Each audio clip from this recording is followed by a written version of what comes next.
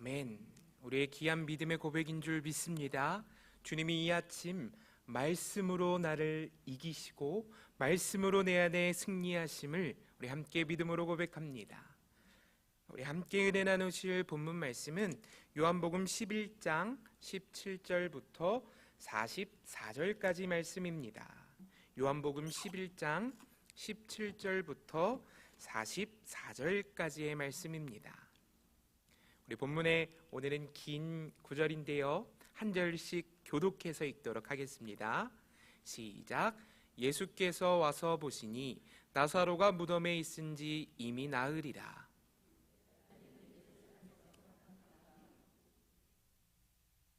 많은 유대인들이 마르다와 마리아에게 그 오라비의 일로 위문하러 왔더니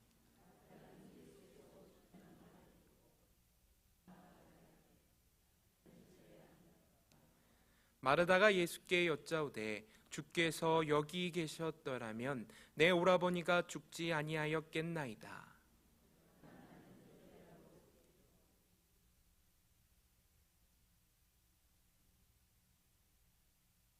예수께서 이르시되 내 오라비가 다시 살아나리라.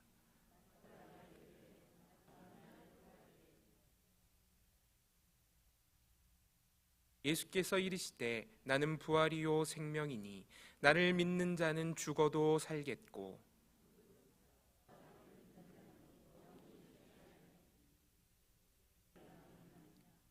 이르되 주여 그러하외다. 주는 그리스도시요 세상에 오시는 하나님의 아들이신 줄 내가 믿나이다.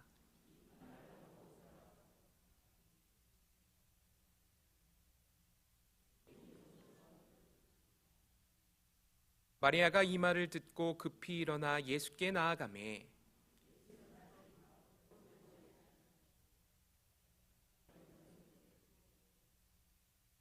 마리아가 함께 집에 있어 위로하던 유대인들은 그가 급히 일어나 나가는 것을 보고 곡하러 무덤에 가는 줄로 생각하고 따라가더니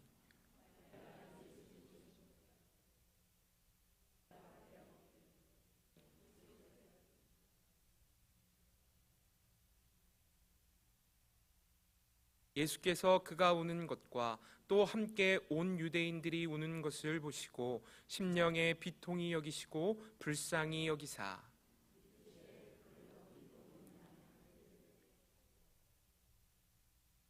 예수께서 눈물을 흘리시더라.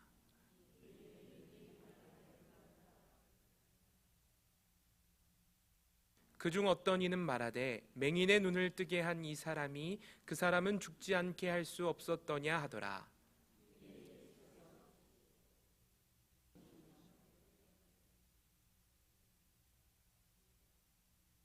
예수께서 이르시되 돌을 옮겨 놓으라 하시니 그 죽은 자의 누이 마르다가 이르되 주여 죽은 지가 나흘이 되었음에 벌써 냄새가 나나이다.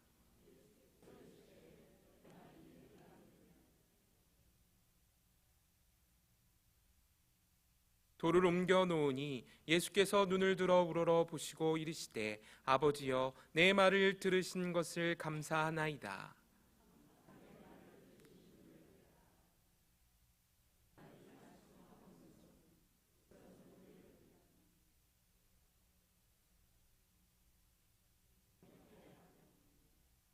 이 말씀을 하시고 큰 소리로 나사로야 나오라 부르시니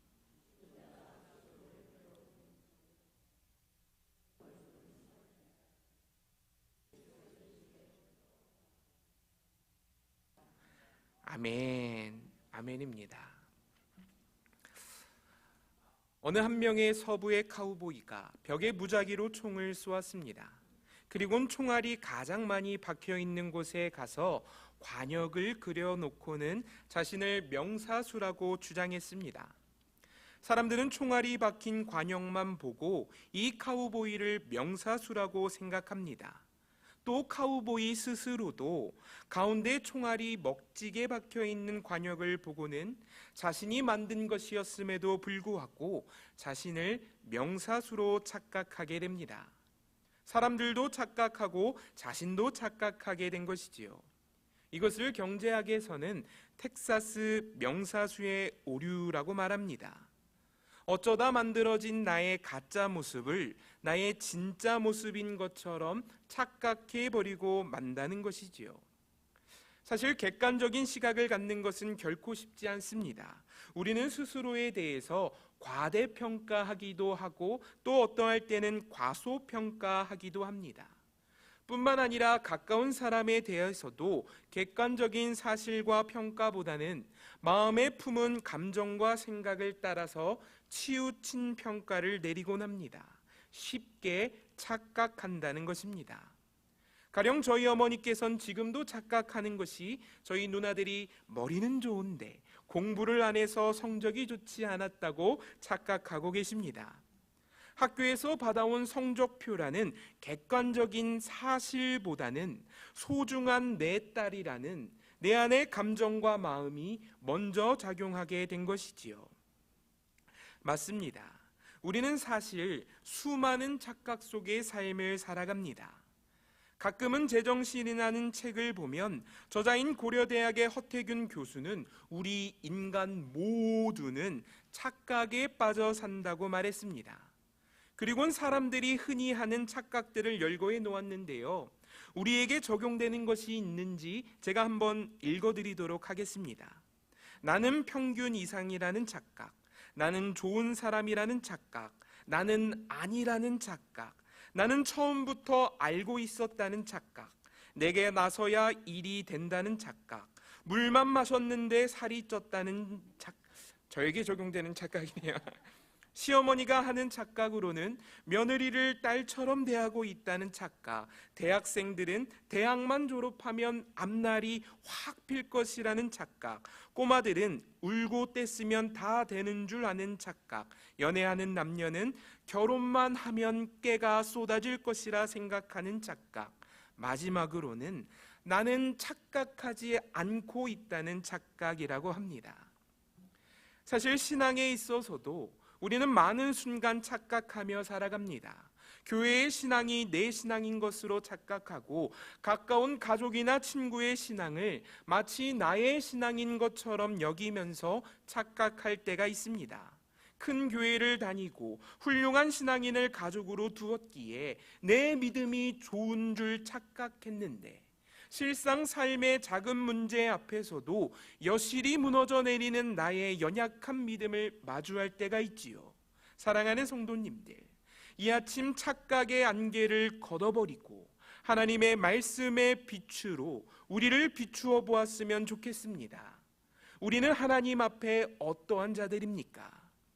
저는 오늘 본문의 마르다의 모습을 살피면서 허울과 포장으로 덮여 있었던 착각의 안개 속에 가려져 있던 내 신앙의 민낯을 마주할 수 있었습니다.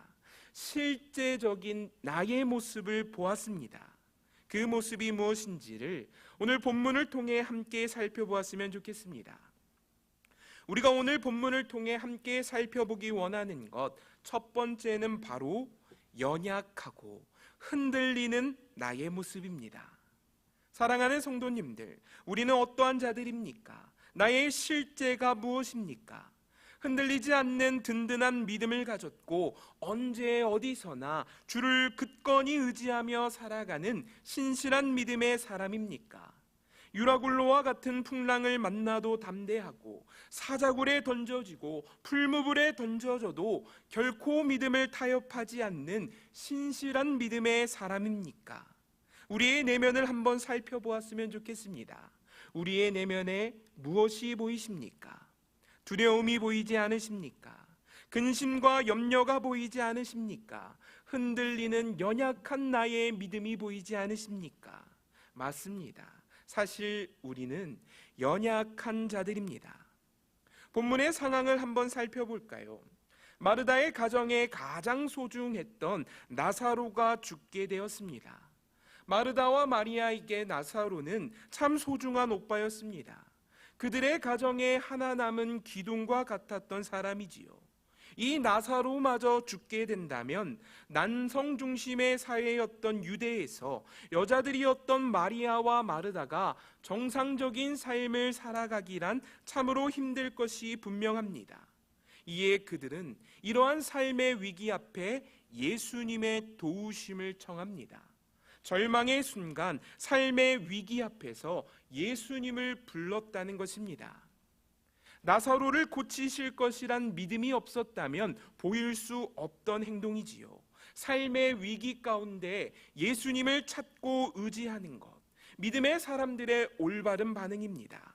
헌데 중요한 것은 예수님이 늦으셨습니다. 결국 나사로는 죽게 되었고 죽은 지 나흘이나 되어버려 시체는 썩어 들어가기 시작했습니다. 믿음으로 예수님을 청했지만 이미 나사로는 죽어버렸고 마르다 안에 있던 한 줄기 소망의 빛은 이제 절망으로 바뀌어 버렸습니다.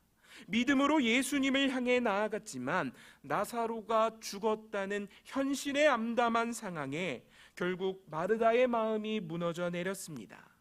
믿음으로 시작했지만 곧 그녀의 마음에는 믿음보다는 절망이 더욱 크게 자리하고 말았습니다. 본문 21절 말씀을 보겠습니다. 본문 21절입니다. 마르다가 예수께 여짜오되 주님이 여기에 계셨더라면 내 오라버니가 죽지 아니하였겠나이다. 능력의 주님이 이 자리에 함께 계셨더라면 내 오라비가 죽지 않았을 텐데 이젠 내 오라비가 죽고 말았습니다. 이 마르다의 말을 자세히 살펴보면 일단 마르다는 예수님의 능력은 믿었던 것 같습니다. 그 자리에 예수님이 계셨다면 오빠가 죽지 않았을 것이라고 말하는 것을 보니까 예수님이 오빠를 고치실 능력의 주님이라는 것은 일단 마르다는 믿었던 것 같습니다. 헌데 그 뒤에 이어지는 말을 보면 지금은 오라비가 이미 죽어서 어쩔 수 없다고 말하고 있지요.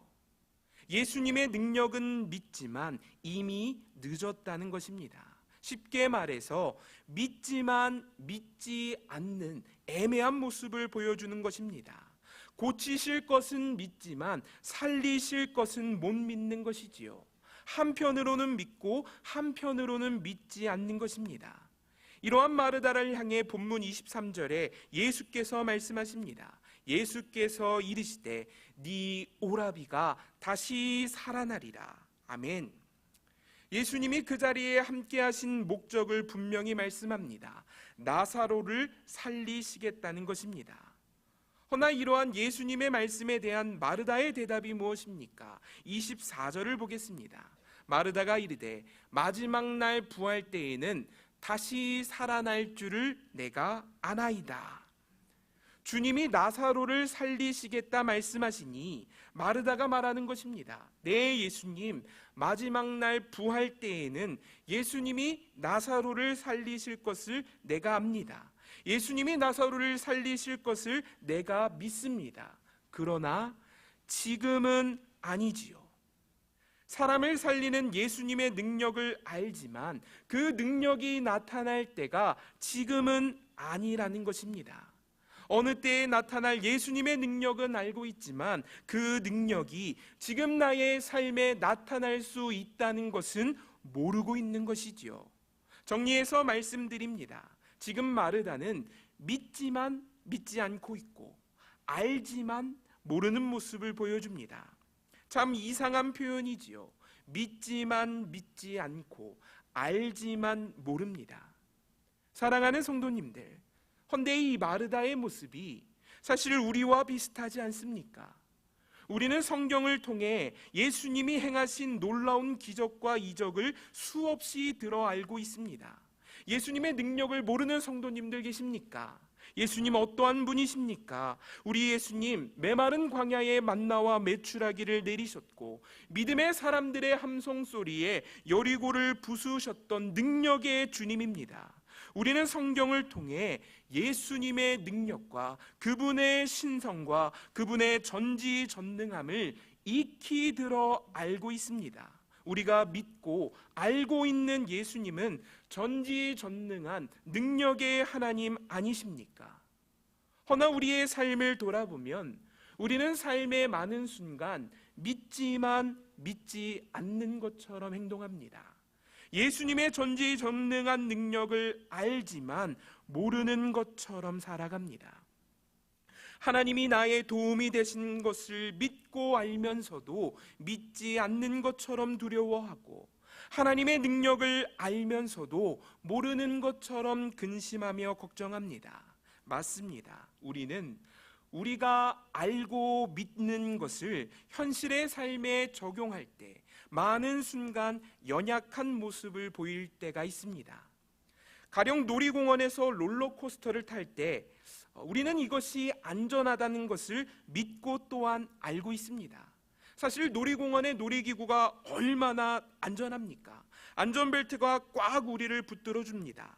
헌데 그것이 저를 높은 곳으로 던지고 좌우로 흔들어 버리면 안전하다는 것을 믿고 있고 알고 있음에도 불구하고 이 믿고 알고 있는 사실을 홀딱 잃어버린 채 얼마나 큰 두려움을 느끼게 되는지 모릅니다.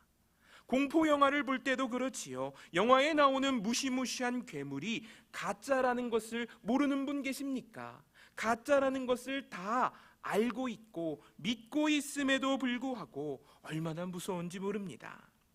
아는 것, 믿는 것을 우리의 삶에 적용하는 것이 참으로 쉽지 않다라는 것입니다.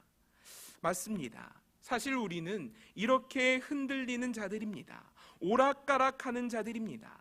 삶의 위기를 만났을 때 믿음으로 예수님을 청하다가도 예수님의 응답이 늦어지는 것을 보면 절망하는 자들입니다. 예수님의 능력을 알고 또한 그것을 믿으면서도 나사로의 죽음이라는 절망의 현실이 우리를 두렵게 하고 떨게 합니다. 저는 본문의 말씀을 묵상하면서요, 믿음이 있다가도 없고 알면서도 모르고 있는 이 마르다의 모습이 거친 세상에서 수없이 흔들렸던 나의 모습과 비슷하다는 것을 깨닫게 되었습니다. 얼마나 많은 순간 우리는 아는 것과 다른 삶을 살아갑니까? 얼마나 많은 순간 우리는 믿는 것과 다른 삶을 살아갑니까? 맞습니다. 참으로 연약합니다. 사랑하는 성도님들, 헌데 너무나 놀라운 사실은 이토록 흔들리고 오락가락했던 마르다를 예수님은 결코 책망하지 않았다는 사실입니다. 그녀를 혼내지 않았습니다. 도리어 흔들리는 믿음과 마음이 다시금 온전한 자리를 찾을 수 있도록 마르다를 가르치시고 인도하여 주셨습니다. 맞습니다. 마르다와 같이 흔들리며 연약한 우리를 알고 있으면서도 모르는 척 살아가고 믿고 있으면서도 믿지 않는 것처럼 살아가는 우리를 예수님이 가르치십니다. 믿음의 사람으로서 두려워하지 않아야 하는데 두려워하고 근심하지 않아야 하는데 근심하는 우리의 연약함을 주님은 책망하지 않으시고 도리어 그의 따뜻한 음성으로 우리에게 바른 길을 보이십니다. 얼마나 좋으신 주님입니까? 사랑하는 성도님들, 저는 당뇨에 걸리지 않는 법, 건강하게 사는 법 모르지 않습니다. 그러나 알고 있는 그것을 살아내기가 참으로 어렵습니다.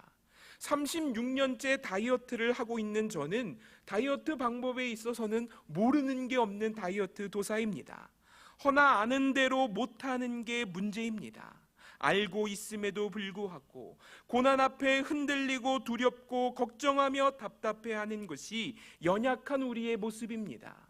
주님의 도우심을 알면서도 사업이 어려우면 잠을 이룰 수 없을 만큼 불안해하는 것이 우리의 현실입니다.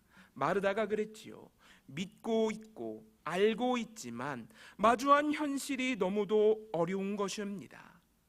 썩어 들어가는 나사로의 시체를 바라볼 때 썩은 냄새가 풍겨오는데 그녀가 어떻게 다시 마음의 소망을 품을 수 있겠습니까? 주님의 능력은 알고 그 능력은 믿지만 눈앞의 현실은 너무도 절망적이었다는 것입니다. 허나 흔들리고 요동하는 그녀를 주님은 말씀을 통해 붙잡아 주십니다. 마르다와 대화를 이어가신 예수님은 그녀의 심령 가운데에 있는 가장 중요한 한 가지를 끌어내십니다. 가장 중요한 한 가지입니다. 흔들리는 우리에게도 주님은 이 한 가지를 요구하십니다. 본문 27절 말씀을 읽겠습니다. 본문 27절입니다. 이르되 주여 그리하외다. 주는 그리스도시요 세상에 오시는 하나님의 아들이신 줄 내가 믿나이다. 아멘. 주는 그리스도시요 세상에 오시는 하나님의 아들임을 내가 믿나이다.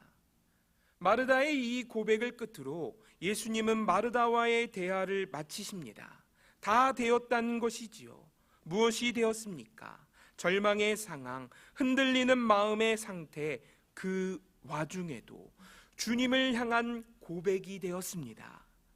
예수님이 마르다에게 요구하셨던 것은 흔들리지 않는 담대함이나 절망의 상황 속에도 아무 두려움을 느끼지 않는 무감각이 아니었습니다.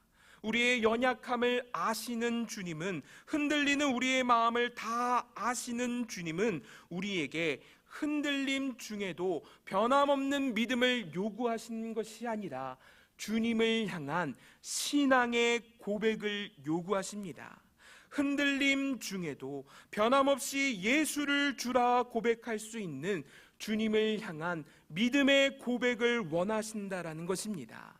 사랑하는 성도님들, 요동하는 삶의 현장 속에도 주님을 그리스도라 고백할 수 있는 우리가 되기를 간절히 축복합니다. 내가 서 있을 때나 넘어질 때나 실패할 때나 성공할 때나 나의 삶의 상황과 환경에 상관없이 주님은 우리의 그리스도가 되십니다. 이 믿음의 고백을 결코 잊지 아니하는 우리 모든 성도님들 되시기를 간절히 축복합니다.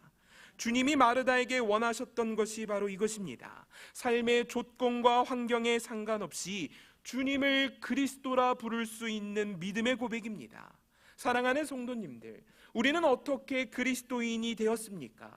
저는 여전히 부족하고 여전히 실패하는 연약한 사람이지만 예수를 그리스도라 고백하는 이 믿음의 고백으로 말미암아 그리스도인이 되었습니다. 맞습니다. 흔들리지 않고 두려워하지 않는다 해서 그리스도인이 되는 것이 아니라 염려하고 때로는 근심한다 할지라도 그 속에서 여전히 예수를 그리스도라 고백할 수 있다면 그 사람이 바로 그리스도인이요 주님의 교회가 된다라는 말씀입니다. 사랑하는 성도님들, 우리에게 주님은 언제나 그리스도시요 하나님의 살아계신 아들입니다. 삶이라는 항해 가운데 풍랑을 만날 수 있습니다.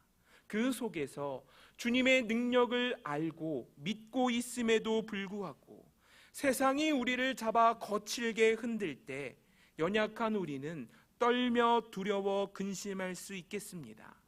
허나 그 와중에도 결코 이것 하나만큼은 잊지 않기를 축복합니다. 흔들리는 삶의 현장 속에도 여전히 예수가 그리스도입니다. 여전히 그분이 우리의 구원이자 우리에게 오신 하나님의 아들입니다.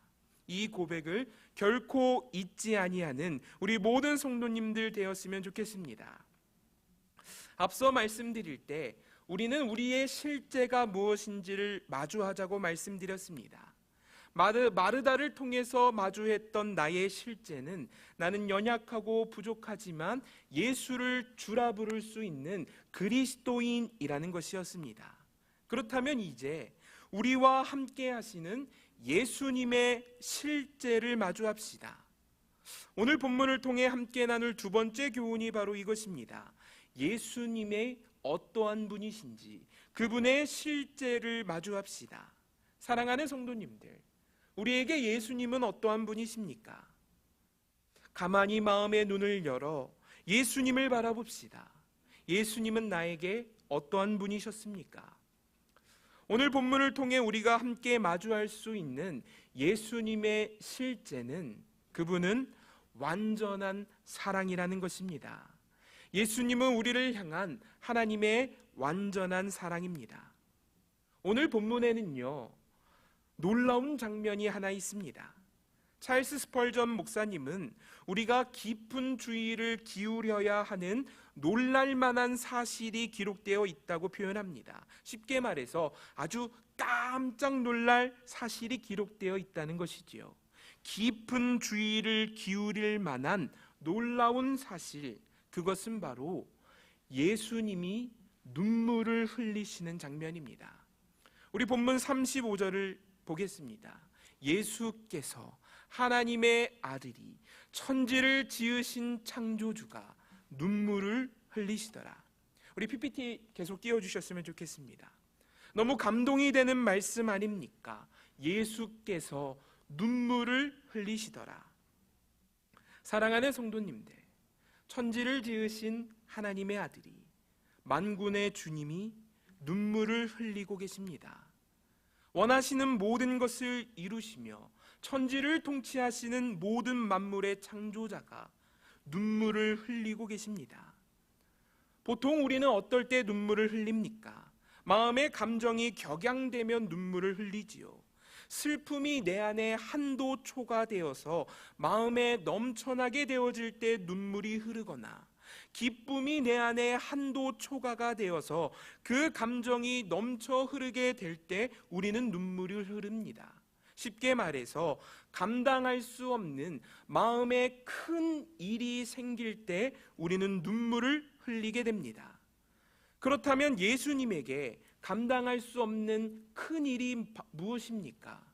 예수님의 마음을 흔들어 놓아서 그 눈에 눈물이 흐르게 하였던 그 사건이 바로 무엇입니까? 본문 33절을 보겠습니다. 본문 33절입니다. 예수께서 그가 우는 것과 또 함께 온 유대인들이 우는 것을 보시고 심령이 비통히 여기시고 불쌍히 여기사. 아멘. 예수님의 마음에 비통함과 긍휼함이 가득하게 되었습니다. 무엇이 예수님의 마음을 긍휼하게 하였고 그의 마음을 비통하게 하였습니까? 그것은 바로 죄로 인해 고통받고 끝내 죽음을 맞게 되어지는 우리의 망가진 모습이었습니다. 하나님의 형상을 따라 지음받았던 아름다운 피조물이 죄로 인해 어그러진 세상 속에서 고통 가운데 살아가는 것이 예수님의 마음에는 큰 비통과 아픔이 되었다라는 것입니다.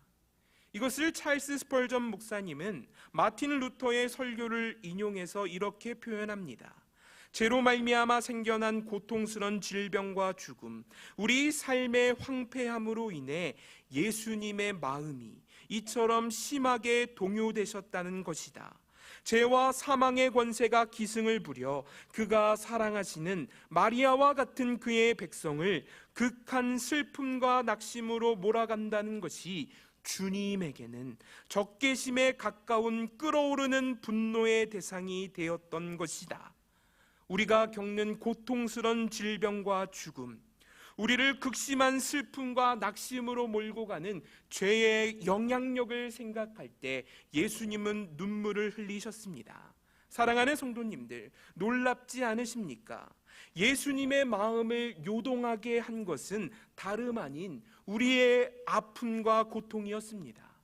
히브리서 말씀을 보면 십자가의 고통은 아무것도 아닌 것처럼 개의치 않으셨던 예수님이 십자가에 피 흘리시는 그 고통조차도 작은 것으로 여기셨던 예수님이 눈물을 흘릴 정도로 크게 생각하였던 것이 바로 우리의 고통과 아픔이었다라는 것입니다. 자신의 피 흘림은 기꺼이 감당하신 예수님이 나의 슬픔과 아픔과 고통은 크게 생각하십니다. 사랑하는 성도님들, 예수님은 나의 작은 상처와 아픔도 크게 보시는, 우리를 너무도 사랑하시는 주님입니다. 주님의 마음에 가장 큰 일이 있다면 그것은 자신이 짊어져야 하는 십자가가 아니라 죄로 인해 고통받는 우리의 모습이었습니다. 강조해서 말씀드리기를 원합니다. 눈물이 흐를 정도로 예수님의 마음을 요동케 한 것이 바로 우리였다는 말씀입니다. 자녀를 사랑하는 부모님의 마음이 이러지 않습니까? 작은 상처도 크게 보이고 작은 아픔도 크게 느껴집니다. 우리 지난주에 막내딸이 이 페이퍼컷 이렇게 당했는데요, 눈에 보이지도 않는 페이퍼컷이지만 제 마음에는 얼마나 크게 다가왔는지 모릅니다. 제가 지금도 기억하는 것이요, 제가 중학교 2학년 때부터 200파운드가 넘었습니다. 이렇게 건장한 청년이었는데요, 어느 날 아버지가 갑자기 저를 학교 다녀온 저를 병원에 데려가시더니 비싼 영양제를 놔주시고 집에 오는 길에 고깃집에 데리고 가서 좋아하는 소갈비는 가끔 먹는 건데요, 그날은 소갈비를 잔뜩 사주셨습니다. 제가 실컷 먹고 나서 아버지 왜 고기 사주셨어요? 물어보니까 요새 걸음걸이가 힘이 없어 보이는 게 영양이 부족, 200파운드가 넘는데요, 영양이 부족한가 싶어서 고기를 사주셨답니다.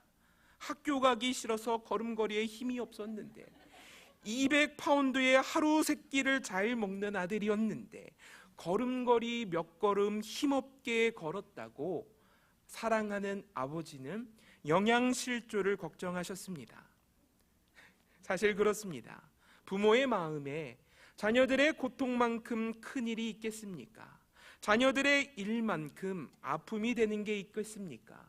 힘없는 몇 걸음의 걸음조차도 영양실조로 보게 되는 것이 사랑하는 자의 마음입니다. 이처럼 예수님은 우리의 아픔을 크게 보십니다. 사랑하는 성도님들, 우리의 가치가 이렇습니다. 예수님이 눈물 흘려주시는 존귀한 자들입니다. 우리의 마음에 새기셨으면 좋겠습니다. 우리는 예수님이 눈물 흘려주시는 존귀한 자들입니다. 성경은 하나님이 우리에게 베푸신 은혜를 표현할 때 천사도 흠모할 은혜, 천사도 시기하는 은혜라고 표현합니다. 사실 그렇습니다. 천지의 그 어떤 피조물도 감히 누린 적 없었던 창조주의 눈물이 우리를 생각할 때 우리의 고통으로 인해 예수님의 눈에서 흐르고 있다는 말씀입니다. 그 눈물을 바라보며 그 아름다운 천사조차도 우리가 받아 누리고 있는 이 하나님의 은혜를 흠모하고 시기하고 있다고 성경은 기록합니다. 이 하나님의 사랑을 아가서는 시적으로 아름답게 표현합니다. 아가서 8장 6절부터 이후의 말씀을 읽겠습니다. 사랑은 죽음같이 강하고 질투는 수올같이 잔인하며 불길같이 일어나니 그 기세가 여호와의 불과 같으니라. 많은 물도 이 사랑을 끄지 못하겠고 홍수라도 삼키지 못하나니 사람이 그의 온 가산을 다 주고 하나님의 사랑과 바꾸려 할지라도 오히려 멸시를 받느니라. 아멘. 하나님의 사랑을 어떻게 표현합니까? 불길같이 일어나는 사랑입니다. 많은 물도 끌 수 없는 눈물의 사랑입니다. 사랑하는 성도님들, 우리가 삶에서 마주해야 하는 예수님의 실제가 바로 이것입니다. 우리를 위해 눈물 흘려주시는 사랑의 주님이라는 것이지요. 요동하는 삶의 현장 속에서 성경이 말하는 예수님의 모습을 잊지 않는 우리가 되었으면 좋겠습니다. 예수님은 우리를 사랑하사 눈물 흘리시고 끝내 십자가를 통해 우리의 삶의 모든 문제를 해결하시는 사랑의 주님입니다. 우리를 위해서 그저 눈물만 흘려주시는 주님이 아니라요, 내 안의 질병, 고통, 아픔, 상처, 슬픔, 이 모든 것을 해결하시기 위해 십자가를 짊어지신 사랑의 주님입니다. 눈물만 흘려주고 끝내는 것이 아니라 내 삶의 모든 문제를 부활로 해결하셨다라는 것입니다. 예수님의 눈물의 열매, 아무 고통과 아픔과 슬픔과 눈물이 없는 그 나라, 그 영원한 나라를 소망하며 삶의 모든 순간 예수님의 실제를 마주하는 우리 모든 성도님들 되시길 간절히 축복합니다. 그렇다면 우리가 해야 할 것이 무엇입니까? 실제의 나를 마주하고 실제의 예수님을 마주한 후에 우리가 해야 할 것은 바로 우리의 삶에서 말씀을 따라 돌을 옮겨 놓는 것입니다. 본문 39절 말씀을 보겠습니다. 본문 39절입니다. 예수께서 이르시되 돌을 옮겨 놓으라 하시니 그 죽은 자의 누이 마르다가 이르되 주여 죽은 지가 나흘이 되었음에 벌써 냄새가 나나이다. 아멘.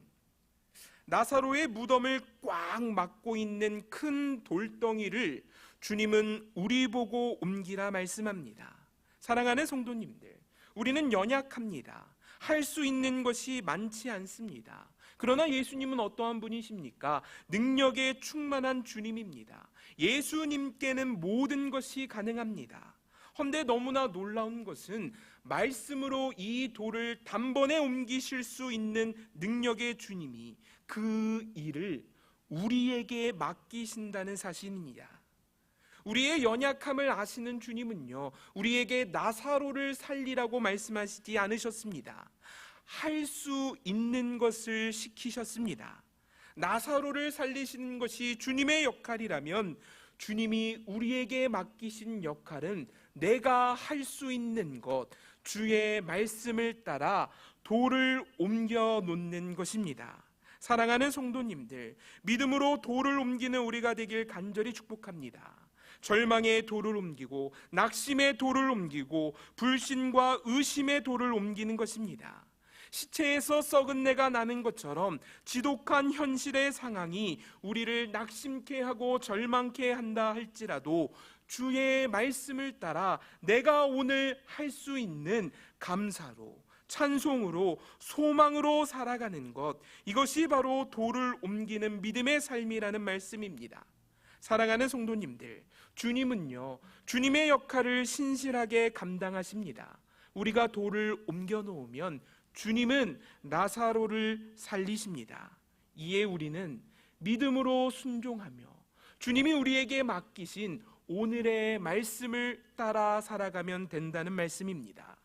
감사하라 하시면 감사하고, 찬송하라 하시면 찬송하고, 기도하라 하시면 기도하고, 바라보라 하시면 그 바라보라 하신 것을 바라보는 것, 주님이 말씀하신 우리가 할 수 있는 것을 해내는 것, 이것이 바로 돌을 옮기는 우리의 믿음이라는 말씀입니다. 현실의 상황이 어렵고 참담해도 주의 말씀 따라 맡기신 일을 감당하는 우리가 되었으면 좋겠습니다. 그러면 그 열린 무덤 사이로 주님이 말씀합니다. 나사로야 나오너라. 나사로야 나오너라. 죽은 이를 살리는 기적을 베푸십니다. 믿음으로 돌을 옮겨 놓으면 주님이 일하십니다. 사실 돌을 옮기는 것은 치열한 싸움입니다. 정말 치열한 전쟁입니다. 무덤을 막고 있는 돌은 큰 돌이기 때문에 한 번에 움직이지 않습니다. 시간을 들여서 돌을 힘주어 옮겨야 합니다. 헌데 돌을 옮기는 동안 그 안에서는, 동굴 안에서부터는 시체의 지독한 썩은 냄새가 풍겨옵니다. 마주한 지독한 현실의 절망의 냄새가 우리를 괴롭게 한다는 것입니다. 돌을 옮기는 것이 무슨 소용이 있겠어? 썩은 냄새가 풍겨오는데 어떻게 나사로가 살아날 수 있겠어? 상황이 이렇게 절망적인데 어떻게 감사하며 기도할 수 있겠어? 풍겨오는 현실의 썩은 냄새가 우리의 발걸음을 붙잡게 된다는 것입니다. 사랑하는 성도님들, 현실의 절망적인 냄새가 지독히 풍겨오는 그때에도 주의 말씀 따라 믿음의 선한 싸움을 끝까지 싸우는 우리가 되기를 축복합니다. 현실이 절망적이고 현실이 소망을 품기에 힘이 들다 할지라도 수년을 기도했지만 아무 응답이 없었고 수없이 전도했지만 그 사람의 마음이 너무도 완악하다 할지라도 현실의 절망의 냄새가 우리를 괴롭게 한다 할지라도 주의 말씀 따라 오늘 주신 명령에 순종하는 우리 모든 성도님 되었으면 좋겠습니다. 예전에 저희 집에 삼치 사건이라는 재밌는 일이 하나 있었습니다. 저희 어머니께서는 제가 어렸을 적부터 삼치를 자주 구워주셨습니다. 허나 저는 꽁치를 삼치보다 더 좋아합니다. 불에 바짝 구워 먹는 꽁치가 얼마나 맛있고 고소한지 모릅니다.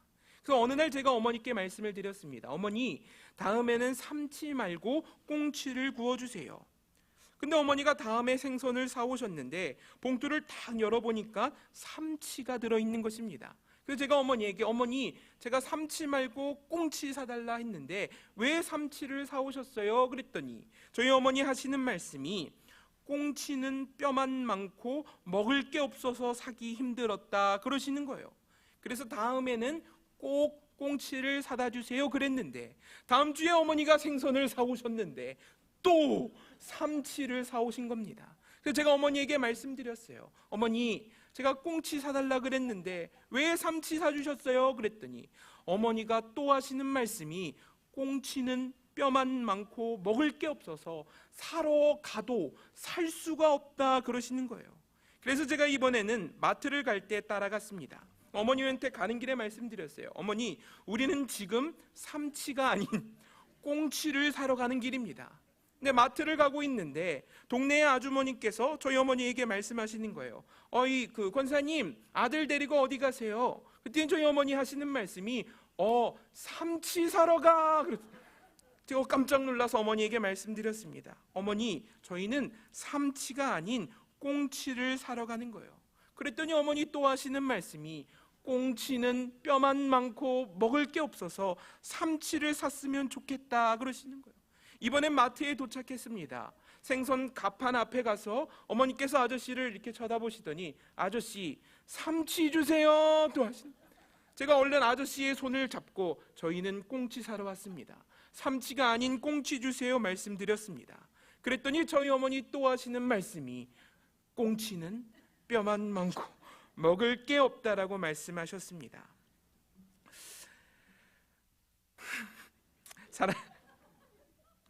꽁치를 사러 나왔지만 꽁치는 뼈만 많고 먹을 게 없다라는 그 생각이 어머니의 마음에 문득 떠올랐던 거예요.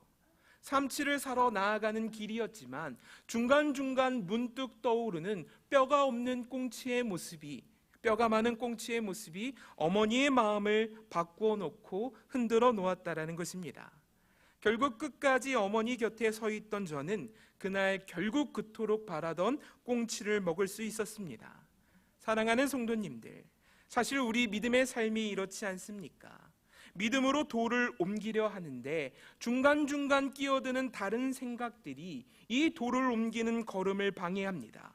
시체에서 썩은 냄새가 풍겨오는데 돌을 옮겨봐야 무슨 소용이 있겠어. 돌을 옮겼다가는 짐승이 들어가서 나사로의 시체를 훼손할지도 모르는데 과연 돌을 옮겨도 될까? 믿음으로 시작했다가도 현실의 암담한 상황 때문에 방향이 틀어지게 된다는 것입니다. 감사하기 어렵고 이웃을 사랑하고 섬기기 어렵고 마음이 완고한 이들에게 전도하기 어렵고 절망의 상황 속에 소망으로 기도하기 어려운 이유는 자꾸만 풍겨오는 현실의 썩은 냄새가 우리의 마음을 낙심하고 절망에 빠뜨리게 하기 때문입니다. 사랑하는 성도님들, 이미 죽은 지 나흘이나 되어 시체에서 썩은 내가 나는 상황임에도 주님이 우리에게 말씀하십니다. 믿음으로 돌을 옮겨 놓으라. 아무 소망이 없는 어두운 상황 속에도 주님이 우리에게 말씀합니다. 소망으로 돌을 옮겨 놓으라. 주님이 시키신 이 일을 믿음으로 감당하는 우리가 되길 축복합니다. 돌을 옮기는 것이 미련해 보이고 때로는 어리석어 보일 수 있겠습니다. 거절만 하는 이에게 복음을 전하고 깨닫지 못하는 이에게 사랑을 베풀고 수년 동안 같은 제목으로 기도하는 것이 때로는 우리를 지치게 할 수도 있겠습니다. 자꾸만 풍겨오는 현실의 썩은 냄새는 돌을 옮기는 우리의 걸음을 힘들게 합니다. 허나 현실의 절망 속에도 주의 말씀을 따라 돌을 옮기는 우리에게 주님은 40절을 통해 이렇게 말씀합니다. 본문 40절입니다. 예수께서 이르시되 내 말이 네가 믿으면 하나님의 영광을 보리라 하지 아니하였느냐. 믿으면 하나님의 영광을 보리라. 사랑하는 성도님들, 믿음을 통해 하나님의 영광을 보게 될 것입니다. 믿음으로 돌을 옮기는 것을 통해 하나님의 일하심을 보게 될 것입니다. 수년째 응답이 안 된 기도 제목이 있습니까? 나의 힘으론 해결할 수 없는 거친 풍랑과 태산 같은 문제가 우리의 삶을 가로막고 있습니까? 믿음으로 돌을 옮기듯 믿음으로 기도의 자리에 나아갑시다. 현실이 어렵고 현실이 암담해도 돌이 옮겨진 그 끝에 우리 주님은 열린 무덤을 향해 말씀합니다. 나사로야 나오너라. 시체에서 썩어서 죽은 내가 나도 나사로야 나오너라. 현실의 어두움은 주님의 말씀을 이겨낼 수 없습니다. 현실의 암담함은 주님의 말씀을 감당할 수 없습니다. 주님이 나오라 하면 나오는 것이고 주님이 있으라 하면 있는 것입니다. 사랑하는 성도님들, 현실의 절망과 어둠이 아니라 오늘 나에게 말씀하시는 주님께 순종할 수 있는 우리 모든 귀한 성도님 되시기를 간절히 축복합니다. 우리 시간 함께 기도하며 나아갑시다. 사랑하는 성도님들,